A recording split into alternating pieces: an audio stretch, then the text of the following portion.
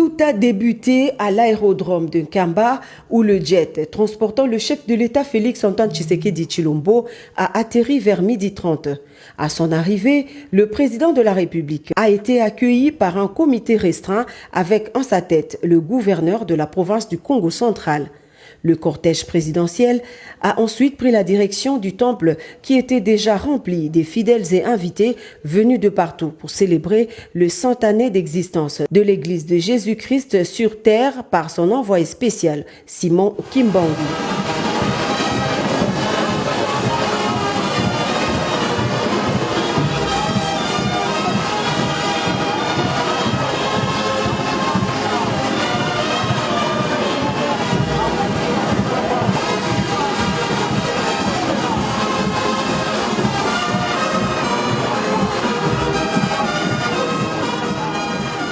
Après un bref entretien avec le chef spirituel, son éminence Simon Kimbangu Kiangani, le chef de l'État a été conduit dans le temple pour le culte. C'est sous le son de la fanfare mêlée au chant en l'honneur de leur hôte de marque que les fidèles kimbanguistes ont accueilli le chef de l'État dans ce temple mythique qui n'a laissé aucune chaise vide parmi les 37 000 places assises dans sa capacité d'accueil.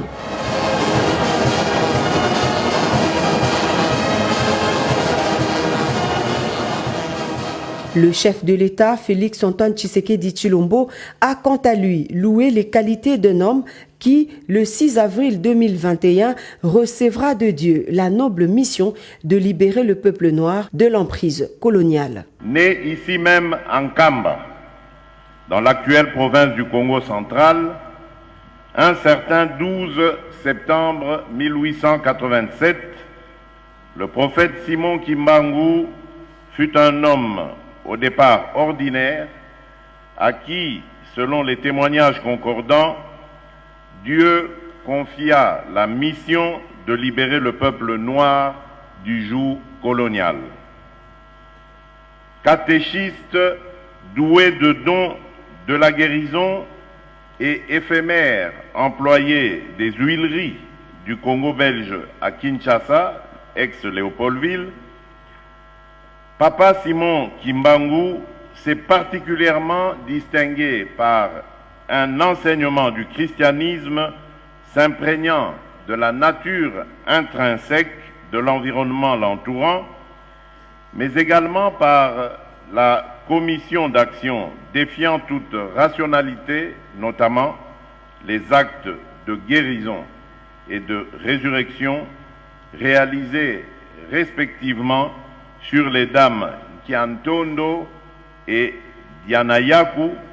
à Ngombelutete au commencement de son ministère au mois d'avril 1921. Pour le chef de l'État, la commémoration du centenaire de l'église kimbanguiste doit nous rappeler le combat mené par les martyrs des indépendances africaines dont fait inexorablement partie Papa Simon Kimbangu pour s'être dressé contre l'oppression et l'injustice. Félix-Antoine Tshisekedi Tshilombo a également honoré la mémoire d'un compatriote parti du village de Nkamba, doté d'un courage et d'une endurance exceptionnelle et dont la popularité antérieurement locale s'est muée en un rayonnement mondial. Voilà qui vaut cette grande annonce qui a suscité de l'émoi chez les fidèles. Le garant des institutions de la République a chargé les présidents des deux chambres du Parlement présents à cette célébration d'inscrire pour le compte de la session en cours une loi qui fera du 6 avril de chaque année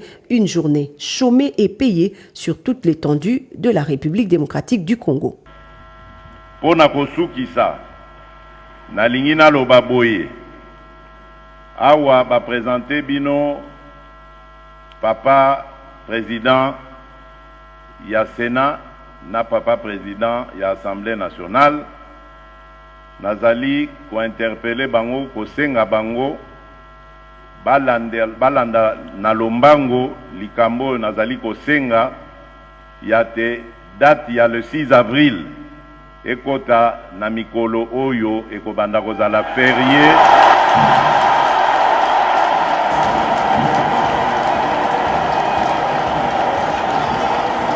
Le Le chef spirituel, son éminence Simon Kimbangu Kiangani, a remercié le président de la République pour avoir tenu promesse. Il a ensuite prié l'assistance composée de plus de 90% des fidèles kimbanguistes au respect de l'autorité établie en promettant que l'église kimbanguiste restera toujours partenaire privilégié de la nation congolaise.